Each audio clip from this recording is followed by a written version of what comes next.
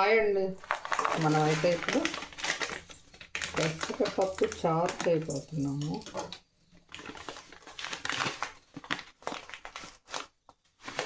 పెసరపప్పు అంత ముందైతే చక్కగా పచ్చ పెసలు తెచ్చుకుని, మరి నల్ల పెసలు, రుచికైతే నల్ల పెసలు అంట, నేను పొరపాటున పచ్చ పెసలు అన్నాను. అవి తెచ్చి చక్కగా కడిగి ఎండబోసి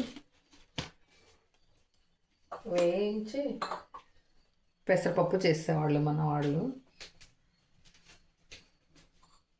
ఇప్పుడేమో ఈ పప్పు ఎంతైనా పెద్ద రుచే ఉండదు, మళ్ళీ బాగా ఆటిచ్చిద్ది. అంటే ఏదైనా అండి పెసరపప్పే ఆటిచ్చిద్ది. దీన్ని మనం ఎలాగూ వేయించిన పప్పు కాదు కాబట్టి వేయించుదాం.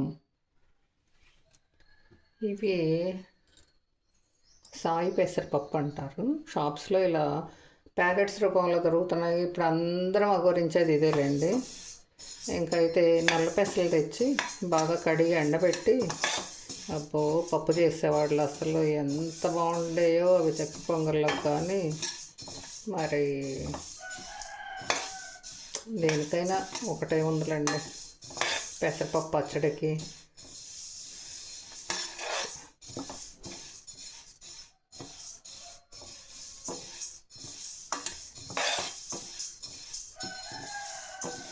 కానీ పెసరపప్పు పచ్చడి మా రమారావు చేసినట్టుగా ఎవరు చేయలేరు. మామూలుగా మా వాళ్ళు ఒకటి చేసేవాళ్ళు, కానీ అంత బాగా చేసేవాళ్ళు కాదు. తను ఏమన్నగా చేస్తుంది అంటే అదంతా తాయమ్మగారి ప్రోద్బలం, తాయమ్మగారి దగ్గర నేర్చుకున్నదనమాట. అమ్మ కదా మరి. నిన్న సుందరక్క అని చెప్పాను కదా, సుందరక్క అంటే రమారావి గారి అక్క, మా సుందరక్క.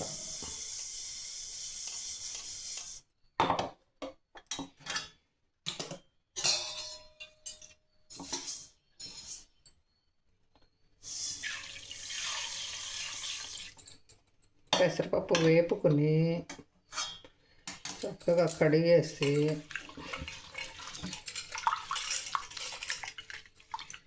ఇంకా దీంతో పెసరపప్పు పులుసు కానీ మరి చారు కానీ చేసుకోవచ్చు.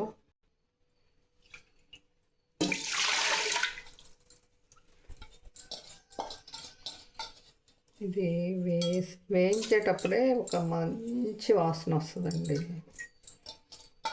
అదే ఇప్పుడు కాఫీకి వీటికి అరోమా అని వాడుతున్నారు చూసారా, వేయించినప్పుడు వచ్చేదాన్ని వాడే పదాన్ని అరోమా అంటారు. వీటి అర్థాలు చెప్పాలంటే సుందరక తర్వాత ఇలాంటి పదాలు చెప్పాలంటే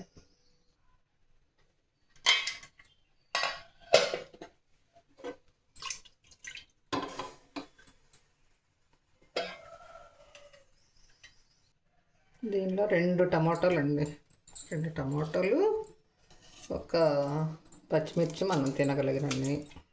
అయితే పచ్చిమిర్చి వేసుకోకపోతే అస్సలు బాగుండదు ఇది మాత్రం. దీనిలో కంపల్సరిగా పచ్చిమిర్చి పడాల్సిందే. పచ్చిమిర్చి, ఒక టమాటో, ఇంకా చింతపండు వేసే పని ఉండదు. ఇంకా ఇది ఉడికిన తర్వాత ప్రాసెస్ చూద్దాం. ఇదైతే హాకిన్స్ స్టీల్ కుక్కర్ అన్నమాట. అది చూడండి. తాలింపు కోసం పెద్ద ఉల్లిపాయలు కట్ చేసి ఉంచుకున్నాం.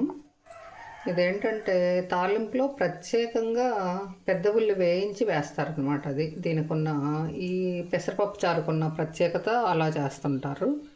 మనం పెద్ద ఉల్లిపాయ లేకుండా అయినా చేసుకోవచ్చండి. నేను ఎక్కువ శాతం పెద్ద ఉల్లి లేకుండానే చేస్తాను, కానీ ఈరోజు వేద్దాం అనిపించి వేస్తున్నా. ఇంకా తాలింపు కోసం నూనె కాగుతుంది. కొంచెం 1 స్పూన్ నెయ్యి వేసుకుని ఇంకా తాలింపు దినుసులు వేసేయడం.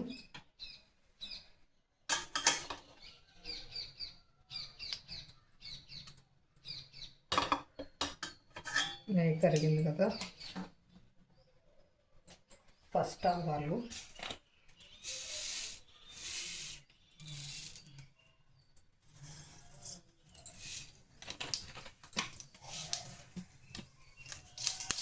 మినపప్పు కొన్ని, పచ్చిపప్పు కొన్ని,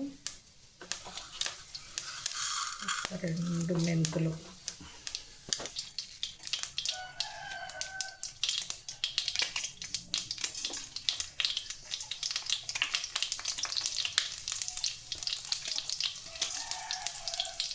ఏదైనా ఎండుమిరపకాయ కొంచెం తాలింపులో ఇదే కదా హైలైట్. మంచి స్మెల్. తుమ్ములు అయితే వస్తే తర్వాత పెట్టామనుకోండి.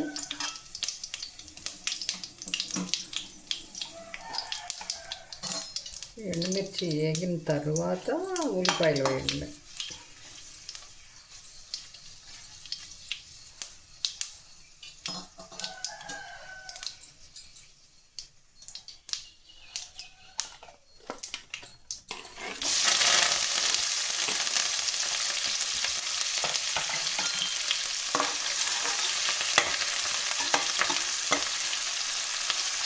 ఉల్లిపాయలు కాస్త వేగాలి, పచ్చివాసన పోయేదాకా వేసుకోవడం.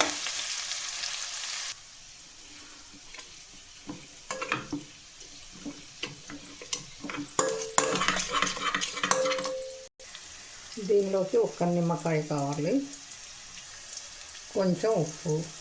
అంటే చారు కదా కాస్త పట్టిద్ది. పెసరపప్పులోకి అయితే మామూలుగా తక్కువే పడుతుంది కానివ్వండి, దీనికి మీకు సరిపడా మీరు వేసుకోండి. కారం అంతే.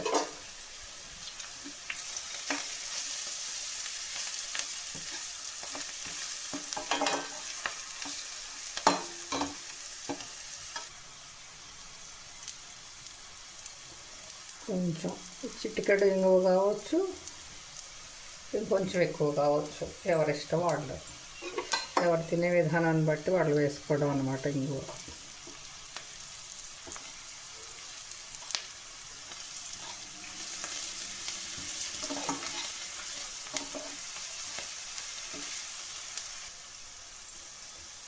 ఇంకా మన చారు, పెసరపప్పు చారు రెడీ అయిపోయినాయి.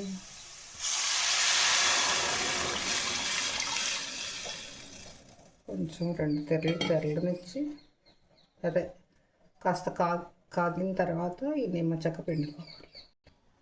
మన పెసరపప్పు చారు రెడీ అయిపోయింది. అంతే, అయిపోయినాయండి. మధ్య మధ్యలో అలా మాట్లాడుతుంటా కదా నేను, తిట్టుకోవద్దు. ఏంటో అలా అలవాటు.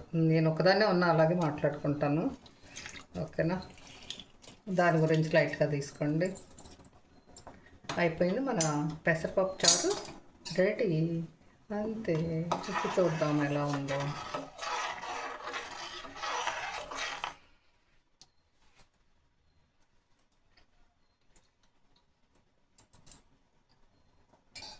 అదరహో పెసరపప్పు చారు, అదరహో. అంతే, నెంబర్ 1 అంటే నెంబర్ 1గా వచ్చినాయి చూడండి. పెసరపప్పు చారు ఎంత బాగున్నాయో.